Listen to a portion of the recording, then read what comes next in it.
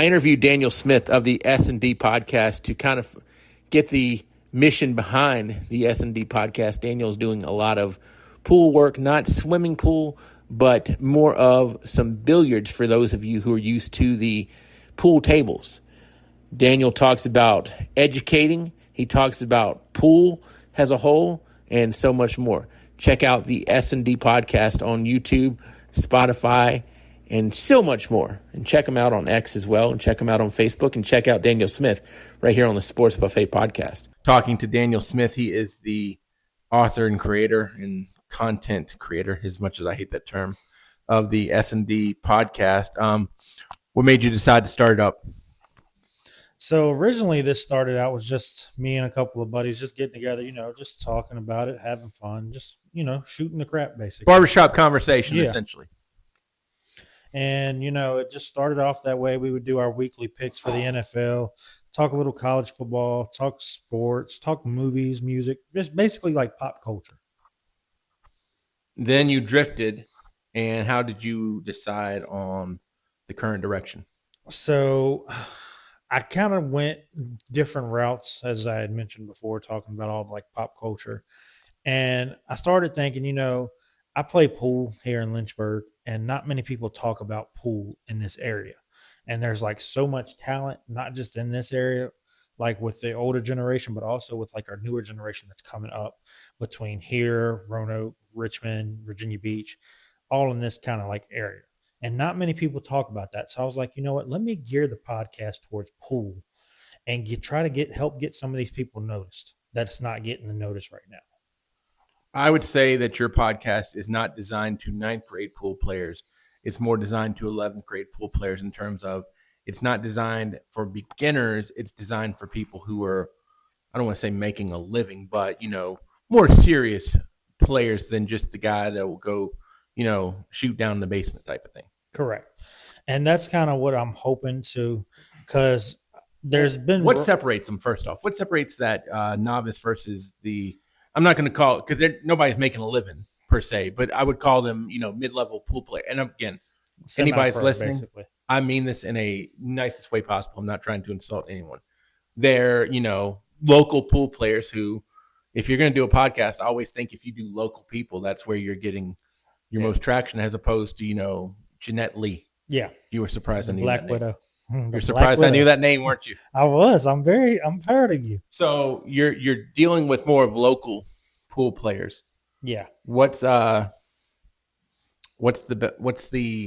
you want to go? Like, why did you decide on that? So just like nobody really talked about it in this area. So I was like, you know what, let me try to be the first to help start talking about it, get some traction going. Because like I said, there's so much talent here especially in the youth. And I've always been a person that's big on helping the youth. Like I've done umpiring Dixie Youth Baseball. I coached baseball. I've helped out with football and basketball and things like that. So I'm always looking to help the youth and just basically my way of giving back to the younger generation and just trying to be like a mentor. Like I've had mentors that were to me when I was in school. Now you've turned this into like some play-by-play a little bit with the Warehouse Billiards in Roanoke for the most part. One thing I noticed, and I can't remember, I think I was listening to you, and somebody said, it wasn't you, but one of your partners said, pool kind of has like a bad connotation out there because when you hear pool, you think of hustlers. Yep. You think of, the smoky bar room. Yep. So I cannot get a younger person excited in the pool because of those two things.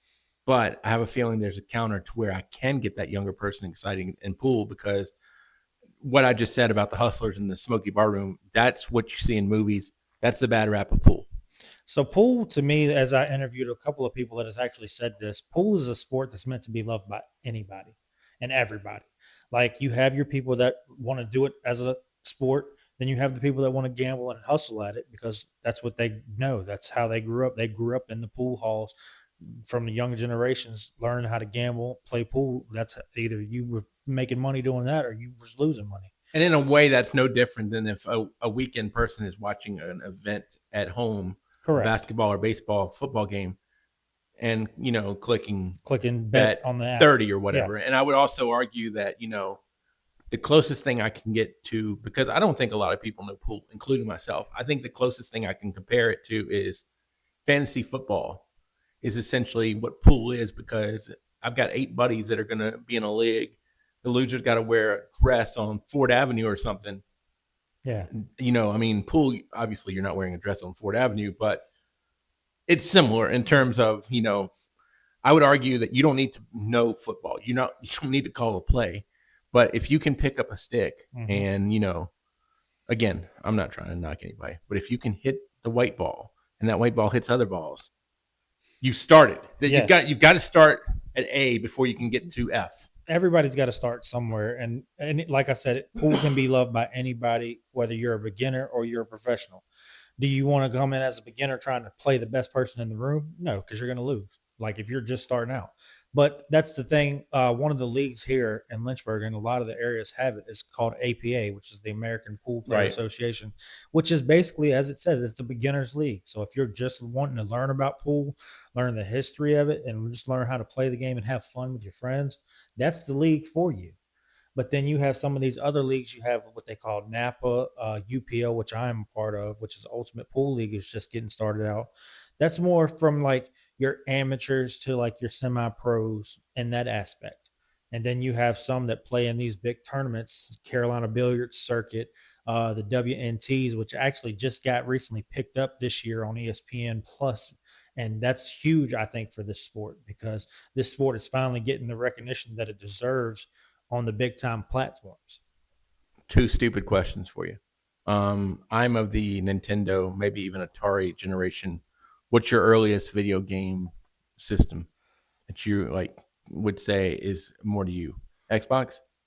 No, I'd say GameCube. Okay. Or PlayStation 1, or even Sega Genesis. So, oh wow, you're not that old to go Sega Genesis. Come on now, I played that. I love Sega. I had Pac-Man on that. I was playing Pac-Man galore on that. Dude, when you can play Nintendo, then come talk to me. But anyway, there used to be a pool game that even I would play called Side Pocket on Nintendo. Maybe they had it on Sega Genesis. I don't know. I know exactly what you're talking about. Can something like that help somebody just garner interest? Potentially, yes. That's a start to getting the love for it, yes, but you're not learning the whole aspects of everything. Were you a valedictorian in high school? I was not. Okay, neither was I. But here's my other thing. If you were to take one class that is associated with pool, or if you had to remember one thing, I would argue it's going to be more of your geometries, because you're dealing with angles. Yes. Pool is very much an angles game. Again, believe me, if you're going back to school, pay attention to all your subjects. Yes. But history is not helping you with pool.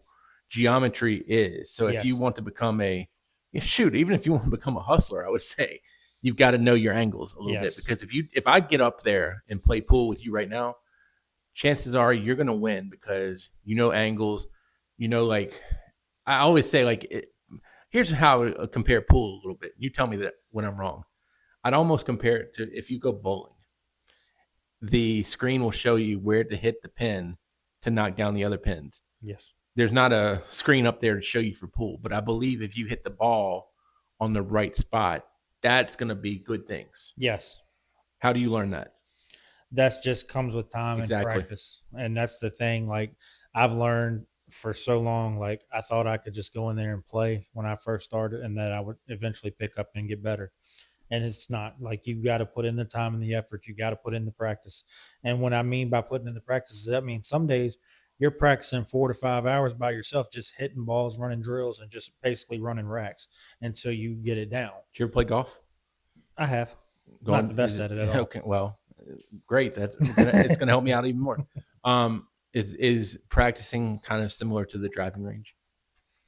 Yes. People don't want to go to that driving range. They'd rather just go play on the course. But I can argue, if you play on the course and you hit lousy drives to start with, you probably ought to be on the driving range learning how to hit off that tee. Yes. A lot of people would disagree with me, but I can argue, if, like you said, I don't need 10 friends to go play pool with to practice.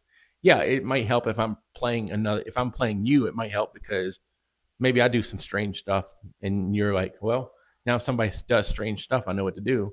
But it's also, I'm not going to make every shot. So then you're going to have leftovers of what I have done. But I would also argue you can go out there and, move the cue ball to where you need to have it, move the 6 or the 7 or whatever, where you need to have it to work on the side pocket, work on the deep corner. I don't know if it's called deep corner, but, work on the other corner, work on the other side, that type of stuff, right or wrong. Correct. And that's a huge thing, like you said. And I mean, I'm the type, some people don't mind practicing by themselves for the 4 to 5 hours. One of my good friends, Mr. Greg Taylor, who actually has gave me a few lessons. Some days he'll be practicing just hitting balls by himself or just running. How do you do pool lessons? What's the lesson person giving, or should I talk to Greg about that? So what he's doing when he gives me lessons is he's teaching me how to hit the cue ball, where to hit it. So like an example, like he has this system, what he calls center to edge or edge to edge, which is basically telling me I need to line my cue up with my edge of my cue with the edge of that ball, and that's where the cue ball needs to hit, if that makes sense. I actually can name 2 other pool players, by the way, all time. Okay. Minnesota Fats and Willie Mosconi. Yeah.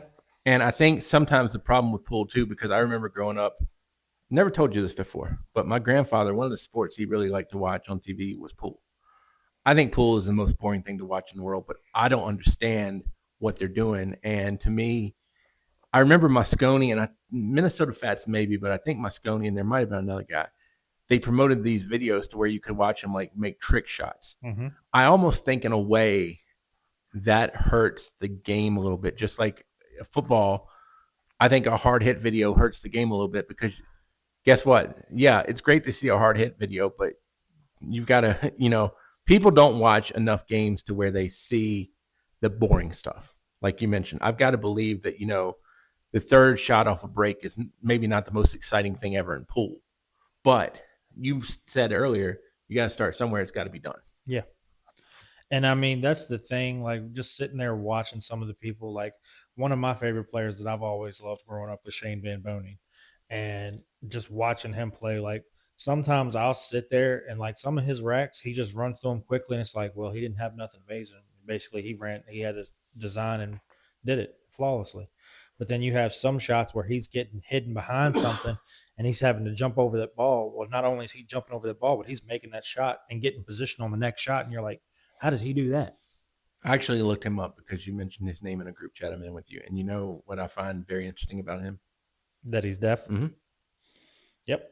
I mean, he was born with that, actually. Well, I would think, too, like, is pool a big psych-out game?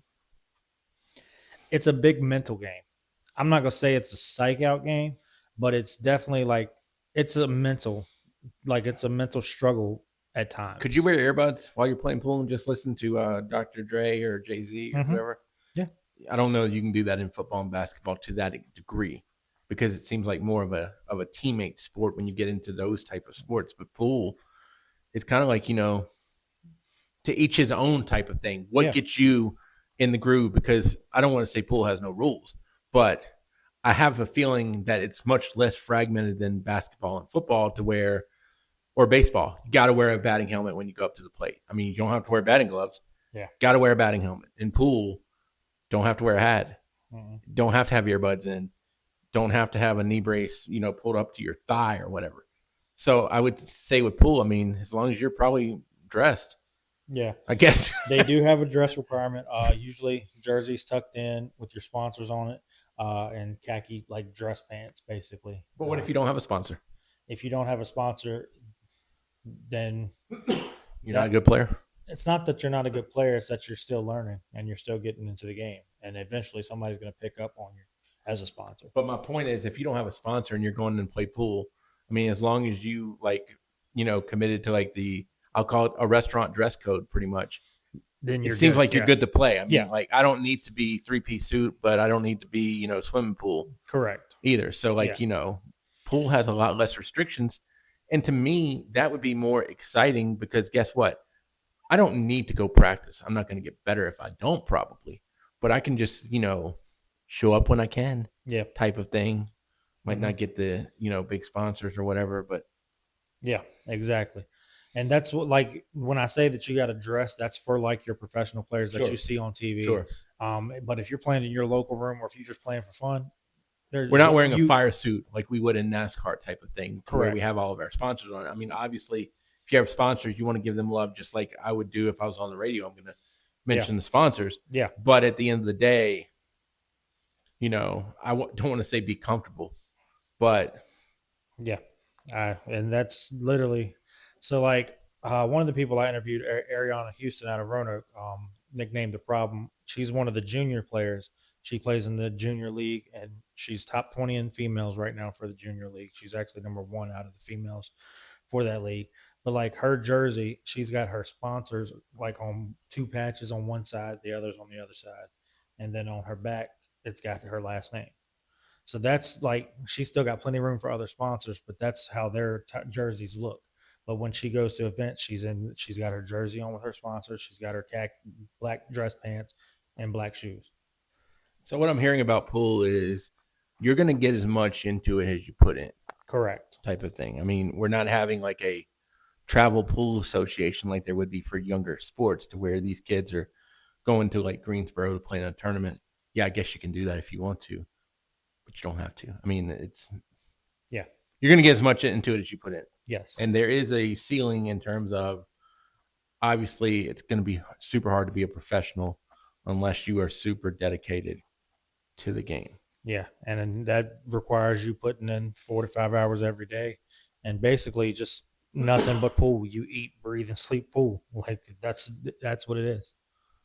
You're not a teacher, but is part of the podcast maybe objective to educate people on the game?